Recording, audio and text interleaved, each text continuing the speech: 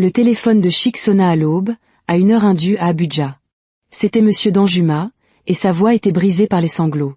Monsieur, vous devez rentrer immédiatement. Le jeune maître Elia est à l'hôpital. Que s'est-il passé?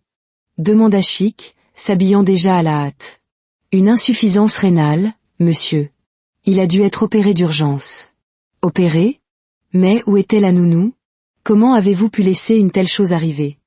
Monsieur, la nounou lui a sauvé la vie. Mademoiselle Adana a fait don d'un de ses reins au maître Elia. Chic s'immobilisa, le souffle coupé. Elle a fait quoi? Elle lui a donné son rein, monsieur. Le médecin a dit qu'il serait mort sans cela. Elle est en chirurgie depuis 6 heures. Le vol le plus rapide d'Abuja à Lagos n'avait jamais paru si interminable. Chic fit irruption dans l'hôpital et trouva Elia, éveillé et alerte dans son lit, entouré des ballons de bon rétablissement apportés par le personnel de maison. Papa. Le visage d'Elia s'illumina malgré sa fatigue évidente. Tu es revenu? Bien sûr que je suis revenu. Comment te sens-tu, mon fils? Beaucoup mieux. Tati Ada m'a sauvé la vie. Elle m'a donné un de ses reins parce qu'elle m'aime très fort. Le docteur a dit qu'elle avait été très courageuse. Où est-elle maintenant? Elle dort encore, dans la chambre d'à côté. Elle dort depuis une journée entière. Les infirmières disent que l'opération a été très difficile pour elle. Chic se rendit dans la salle de réveil où Adana reposait, endormie. Elle était pâle, mais son visage était empreint de sérénité. Il s'assit sur la chaise à côté de son lit et l'observa longuement. Pourquoi ce visage lui semblait-il si familier? C'est un ange, murmura une infirmière qui vérifiait les constantes vitales d'Adana. Ce petit garçon n'est même pas son enfant, mais elle n'a pas hésité une seule seconde à le sauver. Que voulez-vous dire? Eh bien, d'habitude, seuls les membres de la famille sont prêts à donner un organe. Le lien qui les unit est si puissant qu'on jurerait qu'elle est sa véritable mère.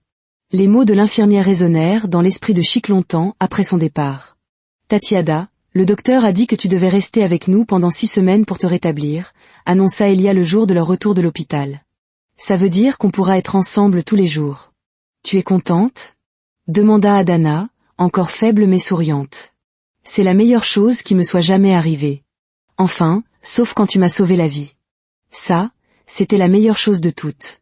Elia, tu n'as pas besoin de me remercier sans cesse. Mais je le veux. Tu es mon héroïne, ma meilleure amie et ma personne préférée dans le monde entier. Chic, qui observait la scène depuis l'encadrement de la porte, sentit son cœur se serrer. Le lien entre son fils et cette femme était d'une intensité qu'il n'avait jamais vue. Papa. Elia l'aperçut. Savais-tu que Tati Ada parle 3 langues, qu'elle chante des chansons magnifiques et qu'elle fait les meilleurs chin-chin de tout Lagos? Vraiment? Oui. Et elle raconte les histoires les plus incroyables pour s'endormir, pas celles des livres, celles qui sortent de sa tête. Hier, elle m'a raconté l'histoire d'un petit prince courageux qui pouvait parler aux animaux. On dirait que Tati Ada est vraiment spéciale, dit Chic, son regard croisant celui d'Adana. Elle l'est. Papa, j'ai une question très importante. Qu'est-ce que c'est encore, mon fils? Est-ce qu'on peut la garder pour toujours? Pas juste comme ma nounou, mais comme notre famille. Adana rougit. Elia, tu ne peux pas demander ça. Pourquoi pas? Papa n'est plus marié. Tu n'es pas marié. Tu m'aimes. Je t'aime. Et je crois que papa t'aime bien aussi, parce qu'il n'arrête pas de te regarder avec des yeux tout rêveurs. Des yeux rêveurs? Chic rit malgré lui. Oui, comme ça. Elia fit une démonstration en ouvrant de grands yeux et en prenant une expression exagérément songeuse. Les 2 adultes éclatèrent de rire. D'accord, assez de manigances pour aujourd'hui, dit Adana, encore secouée par le rire. Et si on se concentrait sur tes devoirs? D'accord, mais je n'abandonne pas cette idée. Ce soir-là, Chic appela de nouveau son enquêteur, avec la certitude grandissante que quelque chose d'extraordinaire se tramait sous son toit. Tinde, je veux que vous creusiez plus profondément le passé d'Adana Okonkwo. Quelque chose ne colle pas. Que voulez-vous savoir précisément, monsieur? Tout. Où elle est allée à l'école, qui étaient ses amis, à quelle soirée elle a participé la veille de mon mariage, où exactement elle a accouché en Amérique, et pourquoi elle est revenue au Nigeria. Cela prendra du temps, monsieur. Prenez tout le temps qu'il faudra. L'argent n'est pas un problème. 2 semaines plus tard, Tinde appela avec des informations qui firent trembler les mains de Chic. Monsieur, j'ai trouvé quelque chose de très troublant. Mademoiselle Okonkwo était bien présente à votre enterrement de vie de garçon. Elle était avec une amie nommée Grace Adeyemi. Mais plus important encore, J'ai enquêté sur l'hôpital de Houston. Et alors? Il y a des irrégularités dans les registres du jour de la naissance de votre fils. Le bébé de mademoiselle Okonkwo a été enregistré comme mort-né, mais il n'y a aucun certificat de décès, aucune trace d'enterrement, rien. Qu'est-ce que vous insinuez? Je pense que son bébé a été volé et donné à quelqu'un d'autre. Quelqu'un qui avait besoin d'un bébé et l'argent nécessaire pour que cela se produise. Chic se sentit mal. Trouvez en plus. Tout ce que vous pourrez. Monsieur, il y a autre chose. J'ai réussi à obtenir une photo de mademoiselle Okonkwo lors de sa remise de diplôme universitaire. Je vous l'envoie sur votre téléphone. Chic ouvrit le message et fixa la photo. Même avec une coiffure différente et une tenue de cérémonie, le doute n'était pas permis. C'était elle. La belle jeune femme de la chambre d'hôtel. La vierge dont il avait pris l'innocence avant de la briser avec ses paroles cruelles. La femme qui venait de sauver la vie de son fils. La femme que son fils voulait pour mère. La femme qui pourrait, en réalité, être la mère de son fils. Chic ne pouvait plus dormir, ni manger, ni se concentrer sur quoi que ce soit d'autre que cette certitude croissante que l'univers lui avait joué la plus élaborée des farces de l'histoire. Il organisa secrètement des prélèvements d'ADN. Un verre utilisé par Adana, un cheveu de la brosse d'Elia et son propre échantillon de salive. Puis, il attendit. Les résultats arrivèrent 3 jours plus tard. Chic fixa les papiers entre ses mains, lisant et relisant les mots. Résultat du test de paternité. Probabilité de paternité, 99,97%. Le sujet est le père biologique de l'enfant. Résultat du test de maternité. Probabilité de maternité, 99,98%. Le sujet est la mère biologique de l'enfant. Chic s'effondra dans son bureau et pleura. Sans retenue, sans honte, pour la première fois depuis son enfance. Son fils, leur fils, avait vécu sous le même toit que sa mère biologique pendant des mois, et aucun d'eux ne le savait. Adana avait, sans le savoir, sauvé la vie de son propre enfant. L'enfant qu'elle croyait mort, l'enfant qu'elle pleurait depuis 5 ans. Et lui, il était l'homme qui avait détruit son innocence et l'avait couverte de noms infâmes, le jour qui aurait dû être le plus heureux de sa vie. Mademoiselle Adana, dit Chic le lendemain soir, la trouvant dans le jardin où elle lisait une histoire à Elia sous le grand manguier. J'ai besoin de vous parler en privé dans mon bureau, s'il vous plaît. Adana le suivit, se demandant si elle allait être renvoyée. Avait-elle dépassé les bornes, était trop familière avec Elia? Dans le bureau, Chic ferma la porte et se tourna vers elle. Son expression était indéchiffrable. Je dois vous demander quelque chose, et j'ai besoin que vous me disiez la vérité. Bien sûr, monsieur. Il y a 5 ans, avez-vous assisté à une fête de remise de diplôme dans une villa à Victoria Island? Le visage d'Adana devint blême. Pourquoi me demandez-vous cela? S'il vous plaît, répondez simplement à la question. Oui, murmura-t-elle. Oui, j'y étais. Et cette nuit-là, vous est-il arrivé quelque chose? Quelque chose que vous n'avez pas pu expliquer? Les jambes d'Adana se dérobèrent sous elle. Elle s'affaissa dans le fauteuil en face de son bureau. Comment savez-vous cela? Au lieu de répondre, Chic ouvrit un dossier sur son bureau et en sortit des photographies, des résultats de tests ADN, des dossiers d'hôpital. Des documents qui peignaient un tableau si impossible qu'elle ne pouvait pas l'assimiler. Votre fils n'est pas mort, Adana, dit-il doucement. Il vous a été volé et donné à mon ex-femme, qui ne pouvait pas avoir d'enfant. Que dites-vous? Je dis qu'Elia est votre fils biologique. Et la voix de Chic se brisa. Je suis l'homme qui a pris votre virginité cette nuit-là. Adana le dévisagea. Le regarda vraiment pour la première fois. La mâchoire forte, les yeux bienveillants qui pouvaient devenir durs sous la colère, sa posture. Oh mon Dieu, souffla-t-elle. C'est vous. Vous êtes l'homme qui m'a traité de tous les noms et qui m'a jeté de l'argent. Oui. Vous êtes en train de me dire qu'Elia, mon bébé, il a été en vie tout ce temps? Oui. Adana se leva lentement, marcha jusqu'à la fenêtre, puis poussa un cri si perçant qu'on aurait pu l'entendre jusqu'à Abuja. Mon bébé était vivant, et vous me l'avez volé. À l'étage, Elia entendit le cri et accourut. Tatiada, tu es blessé? Papa, qu'as-tu fait à Tatiada? Adana sanglotait maintenant, 5 années de deuil se déversant d'elle comme un barrage qui cède. Mon bébé était vivant. Tatiada, s'il te plaît, ne pleure pas, dit Elia en courant pour la serrer dans ses bras. Quoi que ce soit, on peut le réparer ensemble. À travers ses larmes, Adana baissa les yeux sur cet enfant précieux. Son enfant. Qui essayait de la consoler. Elia, dit-elle doucement, que dirais-tu si je te disais que j'étais ta première maman? Celle qui est partie quand tu étais un bébé. Les yeux d'Elia s'écarquillèrent. Vraiment? Tu es ma vraie maman? Oui, mon trésor. Je suis ta vraie maman. Youpi! Cria Elia en sautant de joie. Je le savais. Je le savais.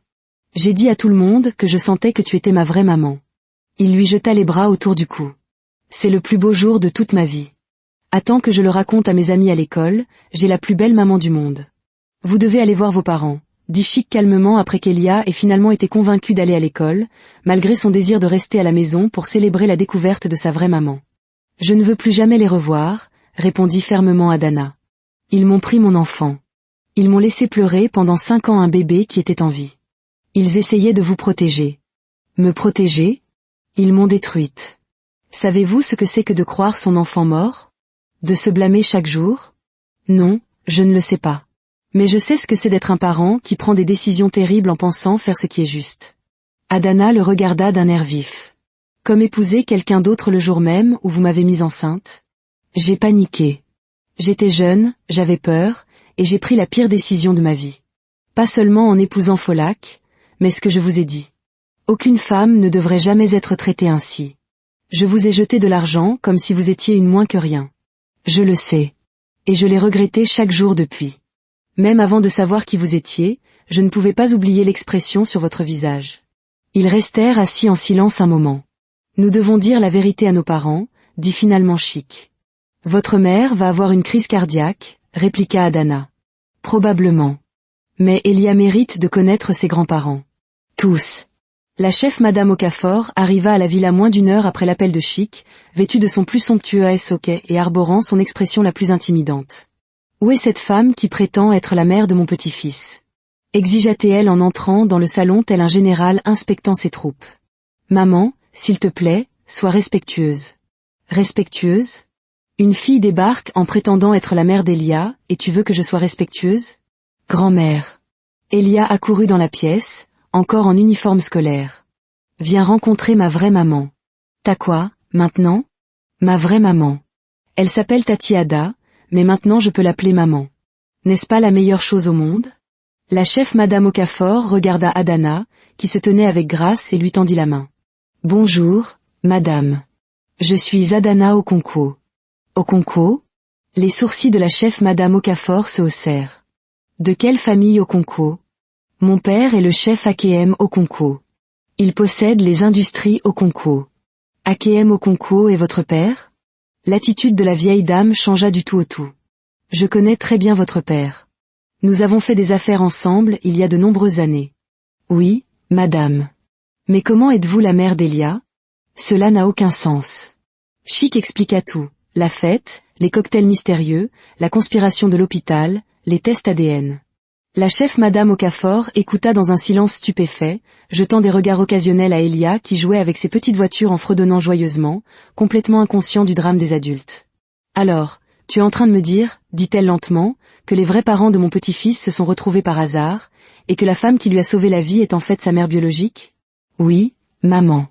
Et toi, mon fils, tu es le père qui l'a abandonnée, enceinte et seule. Je ne savais pas qu'elle était enceinte. Ce n'est pas la question. La chef Madame Okafor se leva. Tu as traité cette femme de manière épouvantable. Quel genre d'homme ai-je élevé? Grand-maman, pourquoi cries-tu sur papa? Elia leva les yeux de ses voitures. Il n'a rien fait de mal aujourd'hui. Viens ici, mon petit-fils, dit la chef Madame Okafor, sa voix s'adoucissant immédiatement. Elia grimpa sur ses genoux. Grand-mère, n'est-ce pas merveilleux? J'ai trouvé ma vraie maman, et c'est la meilleure maman du monde entier. Elle peut faire en sorte que les légumes aient le goût de bonbons, elle m'a sauvé la vie, et tout. Oui, mon chéri, c'est très merveilleux. Et maintenant, papa et maman peuvent se marier et nous pourrons tous vivre ensemble comme une vraie famille. Les 3 adultes échangèrent un regard par-dessus sa tête. Elia, dit doucement Adana, ce n'est pas si simple. Pourquoi pas? Tu m'aimes. Je t'aime. Papa m'aime. Et je crois que papa t'aime aussi, parce qu'il n'arrête pas de te regarder comme si tu étais une glace.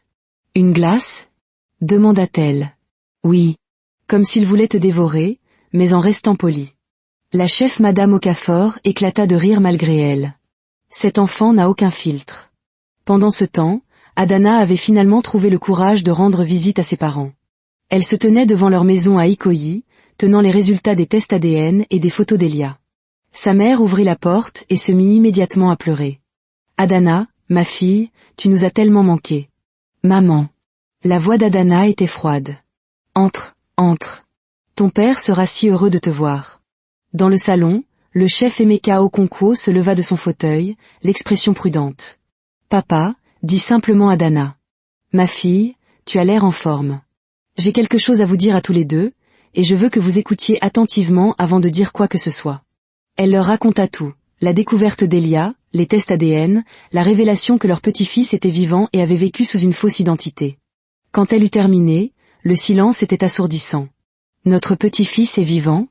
Murmura sa mère. Oui, et il demande à voir ses grands-parents. Pouvons-nous le voir ? Demanda son père, des larmes coulant sur son visage. Cela dépend. De quoi ? De votre capacité à m'expliquer pourquoi vous avez donné mon enfant sans mon consentement et m'avez laissé croire qu'il était mort pendant 5 ans. Le chef Okonkwo s'assit lourdement. Nous pensions te protéger. Me protéger ? Tu étais si jeune, si dévasté. Tu ne savais même pas qui était le père.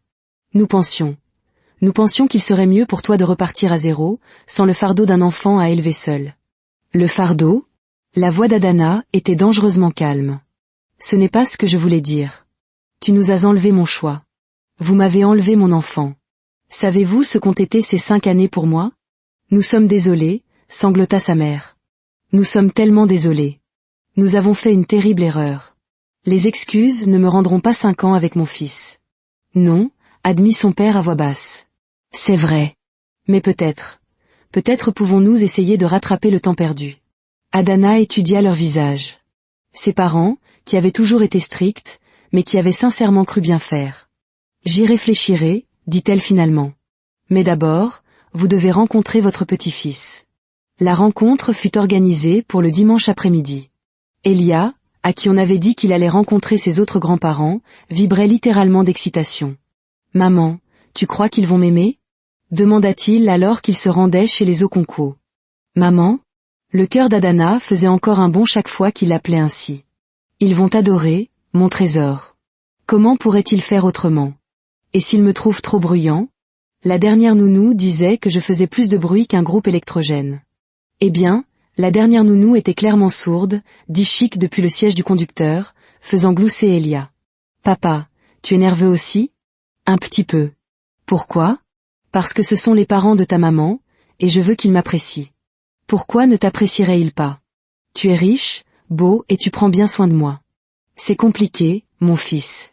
Les adultes disent toujours que les choses sont compliquées, mais en général, ils ont juste peur. » Adana et Chic échangèrent un regard. Parfois, cet enfant était trop sage pour son âge. Quand ils arrivèrent à la maison, le chef et Madame Okonkwo attendaient dans le salon, vêtus de leurs plus beaux habits, l'air de s'apprêter à recevoir des dignitaires étrangers. « Maman, ils ont l'air très sérieux », chuchota bruyamment Elia. « Je dois utiliser mes meilleures manières ? Sois juste toi-même, mon trésor. » Elia entra dans le salon avec l'assurance d'un enfant qui n'a jamais été rejeté par quelqu'un d'important. « Bonjour, monsieur et madame, dit-il poliment. Je suis Elia Okafor. Je suis très heureux de vous rencontrer. » Madame Okonkwo fondit immédiatement en larmes. « Oh, il est si beau. Il te ressemble tellement à son âge, Adana.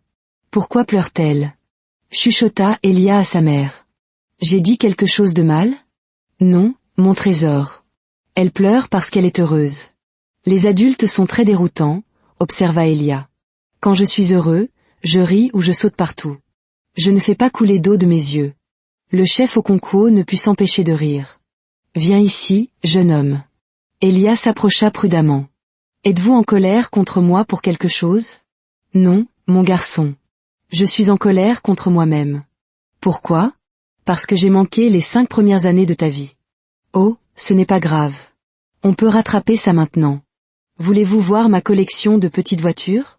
J'en ai 47 et je connais tous leurs noms. J'adorerais ça. » Alors qu'Elia entraînait son grand-père pour voir ses jouets, Madame Okonkwo se tourna vers Adana. « Ma fille, pourras-tu jamais nous pardonner ? J'y travaille, maman. Et ce jeune homme, dit-elle en regardant Chic, est-ce qu'il te traite bien ? Il a été très gentil depuis que nous avons découvert la vérité. Bien, parce que s'il te fait encore du mal, je m'occuperai personnellement de lui. Chic prit un air convenablement terrifié. 3 mois plus tard, la vie avait trouvé un rythme magnifique. Adana avait officiellement emménagé dans la villa, non pas en tant que nounou, mais en tant que mère d'Elia. Ils étaient devenus une famille improbable, et même le personnel de maison avait cessé de parier sur la date de son départ. « Papa », dit Elia un soir alors qu'ils regardaient un film ensemble. « Quand vas-tu épouser maman ?» Chic faillit s'étouffer avec son pop-corn. « Pardon ? Quand est-ce que tu vas épouser maman ? Tu l'aimes. Elle t'aime. Je vous aime tous les deux. C'est parfaitement logique. » Elia, dit Adana, les relations entre adultes sont plus compliquées que ça. Pourquoi ? Vous êtes tous les deux célibataires. Vous vivez dans la même maison. Vous m'aimez tous les deux. Vous vous faites rire l'un l'autre. De quoi avez-vous besoin de plus ? Eh bien, dit Chic pensivement, il y a la petite question de savoir si ta maman voudrait même m'épouser. Bien sûr qu'elle le voudrait. N'est-ce pas, maman ? Adana rougit furieusement. Elia, tu ne peux pas. En fait, l'interrompit Chic en se levant brusquement. Peut-être qu'il a raison. Quoi ? Peut-être que c'est aussi simple que ça. Chic s'approcha de l'endroit où Adana était assise et posa un genou à terre. Oh mon Dieu, souffla Adana. Oui, cria Elia en sautant sur le canapé. Je savais que ça arriverait. Adana au concours, dit Chic en sortant un écrin de sa poche. Il y a 5 ans, je t'ai rencontré dans les pires circonstances possibles. Je t'ai blessé d'une manière que je ne pourrai jamais entièrement réparer, mais d'une façon ou d'une autre, l'univers nous a donné une seconde chance. Tu as ramené la joie dans la vie de mon fils, de notre fils. Tu m'as montré ce qu'est le véritable amour, et tu m'as donné envie d'être un homme meilleur. Dis oui, maman. Hurla Elia. Dis oui, ou je ne mangerai plus jamais de légumes. Adana rit à travers ses larmes. Eh bien, on ne peut pas risquer ça. Est-ce que c'est un oui ? C'est un oui. Elia se jeta sur eux, créant une étreinte de groupe qui les fit tous tomber par terre dans un enchevêtrement de rire et de larmes de joie. Attendez. Elia se redressa soudainement. Est-ce que ça veut dire que je peux vous appeler papa et maman au lieu de papa et Tatiada ? Oui, mon fils. Et on vivra tous ensemble pour toujours. Pour toujours et à jamais. Et vous me donnerez un petit frère ou une petite sœur. Elia. S'exclamèrent les 2 parents. Quoi ? Je demande juste. Je pense que je serais un excellent grand frère. Je pourrais leur apprendre à manger des légumes et à faire rire papa quand il est grognon. Organiser un mariage avec un enfant de 5 ans comme coordinateur autoproclamé fut une expérience à laquelle personne n'aurait pu se préparer. Maman, je pense que tu devrais porter une robe avec de vrais diamants, annonça Elia au petit déjeuner un matin. Les vrais diamants coûtent très cher, mon trésor. Papa a beaucoup d'argent, n'est-ce pas, papa ? Ce n'est pas la question, mon fils. Et je pense qu'on devrait avoir une fontaine de chocolat à la réception, un château gonflable et peut-être des clowns. Des clowns ? Demanda Adana. Oui, tout le monde aime les clowns. En fait, mon fils, beaucoup de gens ont peur des clowns. Eh bien, ces gens n'ont aucun sens de l'humour, déclara Elia. Oh, et on devrait avoir des feux d'artifice, et peut-être qu'on pourrait louer des éléphants. Des éléphants ? Dirent les 2 parents en chœur. Pour la décoration. Comme dans les films sur les rois et les reines. Elia, les éléphants ne sont pas des décorations, expliqua patiemment Adana. D'accord. Est-ce qu'on peut au moins avoir des chevaux ? Non. Des chameaux ? Non. Vous êtes vraiment ennuyeux quand il s'agit d'animaux. La planification effective du mariage devint une négociation à 3 entre le désir de simplicité d'Adana, les attentes de grandeur de la famille de Chic et les suggestions de plus en plus créatives d'Elia. Et des pans ? Suggéra Elia lors d'une réunion avec l'organisatrice de mariage. Non, Elia. Des perroquets. Non. Un très gros gâteau en forme de château. Alors ça, dit l'organisatrice, c'est tout à fait faisable. Oui. Je suis le meilleur organisateur de mariage de tous les temps. La seule personne à qui il n'avait pas parlé du mariage était Folak, l'ex-femme de Chic. Elle revint de Londres juste 2 semaines avant la cérémonie et demanda à voir Elia. Je ne comprends pas, dit-elle, assise dans le salon et fixant Adana. Qui est cette femme et pourquoi mon fils l'appelle-t-il maman ? Folak, dit Chic doucement. Nous devons parler. Tati Folak. Elia accourut dans la pièce. Devine quoi ? J'ai trouvé ma vraie maman et papa va l'épouser et nous allons être une vraie famille. Ta vraie maman ? La voix de Folak était faible. Oui. N'est-ce pas incroyable ? Elle s'occupait de moi et nous ne savions même pas que nous étions une vraie famille. Et elle m'a sauvé la vie en me donnant son rein. Folak regarda Adana avec une reconnaissance et une horreur croissante. Vous êtes la nounou. Je suis sa mère, dit Adana calmement mais fermement. C'est impossible. J'ai donné naissance à Elia. Non, tu ne l'as pas fait, dit Chic. Et tu le sais. La vérité éclata lentement, douloureusement. L'infertilité de Folak, l'adoption arrangée, la conspiration du silence qui avait séparé une mère et son enfant pendant 5 ans. Je l'aimais, dit Folak à travers ses larmes. Je l'ai élevé comme mon propre fils. Et nous en sommes reconnaissants, dit Adana sincèrement. Vous avez pris soin de mon fils quand je ne le pouvais pas. Mais maintenant, j'ai besoin d'être sa mère. Pourrais-je encore lui rendre visite? Tati Folak, tu peux venir quand tu veux, annonça Elia. Tu peux aussi venir au mariage. Toutes les personnes que j'aime devraient être au mariage. Oh, mon trésor, Folak le serra fort dans ses bras. Tu es le petit garçon le plus indulgent du monde. Je ne suis pas petit. J'ai presque 6 ans. Le mariage eut lieu au Civic Centre de Victoria Island, le même lieu où le premier mariage de Chic avait eu lieu. Mais cette fois, tout était différent. Elia, vêtu d'un minuscule smoking assorti à celui de son père, servit à la fois de porteur d'alliance et de maître de cérémonie. Mesdames et messieurs, annonça-t-il à l'assemblée avant le début de la cérémonie. Bienvenue au mariage de mes parents. J'ai aidé à tout planifier, alors si quelque chose ne vous plaît pas, ne me le dites pas, car je suis très sensible. L'assemblée éclata de rire. Aussi, je veux que tout le monde sache que ma maman est la plus belle mariée de l'histoire des mariés. Et mon papa a beaucoup de chance qu'elle ait dit oui, parce qu'il a été très méchant avec elle une fois, mais elle lui a pardonné parce que c'est un ange. Elia, murmura Adana derrière son bouquet. Ça suffit. Oh, et après le mariage, il y aura un gâteau en forme de château. Et si quelqu'un ne mange pas de légumes au dîner, il n'aura pas de gâteau, parce que ce sont les règles. Le pasteur Williams s'éclaircit la gorge. Merci, jeune maître Elia. Pouvons-nous commencer la cérémonie? Alors qu'Adana remontait l'allée dans une superbe robe blanche à la fois élégante et modeste, elle regarda l'assemblée remplie de leurs 2 familles, de leurs amis, et même de Folak, qui pleurait des larmes de joie au 3e rang. Mais ses yeux n'étaient que pour Chic, qui se tenait à l'autel et la regardait comme si elle était la chose la plus précieuse au monde. Tu es magnifique, murmura-t-il quand elle le rejoignit. Tu n'es pas mal non plus, chuchota-t-elle en retour. Papa, tu es censé attendre après les vœux pour lui parler, chuchota bruyamment Elia depuis la scène. Désolé, mon fils. La cérémonie fut parfaite, à l'exception des commentaires continus d'Elia. C'est ma maman. Papa, ne pleure pas. Ce sont des larmes de joie, n'est-ce pas? J'ai hâte de manger le gâteau. Maman ressemble à une princesse. Lorsque le pasteur Williams demanda si quelqu'un avait des objections au mariage, Elia se leva d'un bond. J'ai quelque chose à dire. L'assemblée retint son souffle. Je veux juste que tout le monde sache que c'est le plus beau jour de ma vie, que j'aime beaucoup mes parents et que je pense qu'ils seront très heureux ensemble. Autre chose? Demanda le pasteur Williams avec un sourire. Oui. Est-ce qu'on peut se dépêcher avec le baiser pour qu'on puisse manger le gâteau? 6 semaines plus tard, sur une plage magnifique de Zanzibar où ils étaient partis en lune de miel avec Elia, qui avait refusé de rester avec ses grands-parents, Adana avait une nouvelle pour son nouveau mari.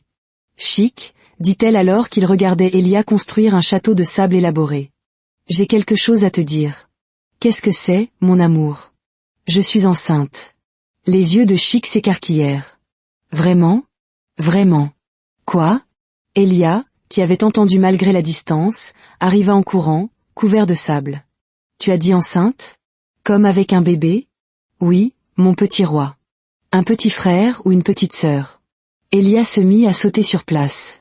C'est la meilleure nouvelle de l'histoire des nouvelles. Je vais être grand frère. Je vais tout leur apprendre. Comment manger des légumes, comment construire des châteaux de sable, comment faire rire papa quand il travaille trop. Doucement, mon fils, rit Chic. Le bébé n'arrivera pas avant plusieurs mois. Des mois? C'est trop long. On ne peut pas accélérer les choses? Ce n'est pas comme ça que fonctionnent les bébés, Elia. Eh bien, c'est un terrible défaut de conception, dit Elia. Sérieusement. Quand je serai grand et que je deviendrai inventeur, je vais réparer ça. Tu veux être inventeur? Demanda Adana. Oui. Je vais inventer des jouets qui se nettoient tout seuls, des légumes qui ont le goût de la glace, et une machine qui fait arriver les bébés plus vite. Ce sont d'excellents objectifs, dit Chic solennellement. Je sais. Je suis très intelligent. Maman dit que je tiens ça de mes 2 parents, donc je suis doublement intelligent. 9 mois plus tard, la petite Chioma Okafor vint au monde, entourée de plus d'amour qu'aucun bébé ne pourrait en espérer. Elia, maintenant âgé de 6 ans et encore plus catégorique qu'avant, s'était autoproclamé son protecteur personnel et son comité de divertissement. « Maman, pourquoi bébé Chioma est si petite ?» demanda-t-il en se penchant sur son berceau. « Parce que tous les bébés commencent petits et grandissent. J'étais aussi petit quand je suis né ? Oui, tu l'étais. Et tu étais là quand je suis né. Oui, j'étais là. Bien. Je n'aime pas l'idée de naître sans ma maman. Ce serait très solitaire. » Les yeux d'Adana s'emplirent de larmes, mais c'étaient des larmes de bonheur maintenant. « Papa » appela Elia. « Viens voir. » Bébé Chioma essaie d'attraper mon doigt. Chic les rejoignit près du berceau, enlaçant sa femme et son fils. « Elle est parfaite. Bien sûr qu'elle est parfaite. C'est ma sœur. Je lui ai tout raconté sur notre famille quand elle était encore dans le ventre de maman. Je lui ai expliqué comment papa était un peu bête avant, mais est devenu plus intelligent en rencontrant maman. Et comment maman est la meilleure maman du Nigeria, et comment je suis le meilleur grand frère qu'on puisse demander. » « Et qu'est-ce qu'elle a dit ?» demanda Adana avec un sourire. « Elle a donné des coups de pied. Ce qui veut dire qu'elle était d'accord avec tout ce que j'ai dit. Comment sais-tu que c'est ce que ça voulait dire ? Parce que je suis très douée pour comprendre le langage des bébés. C'est l'un de mes nombreux talents. » Alors qu'il se tenait là, à regarder la petite Chioma dormir paisiblement, Elia fit une annonce. « Vous savez ce que j'ai réalisé ? » « Qu'est-ce que c'est, mon fils ?» demanda Chic. « Parfois, les meilleures choses arrivent quand on ne s'y attend pas. Comme quand maman est venue s'occuper de moi et s'est avérée être ma vraie maman. Et comment papa a trouvé sa famille par accident. Et comment j'ai eu les meilleurs parents du monde sans même essayer. Tu as tout à fait raison, dit Adana en l'embrassant sur le sommet de la tête. J'ai toujours raison. C'est un autre de mes nombreux talents. Ne sois pas trop sûr de toi, petit roi, l'avertit Chic en riant. Trop tard. Je suis déjà la personne la plus confiante de cette famille. Enfin, à part bébé Chioma.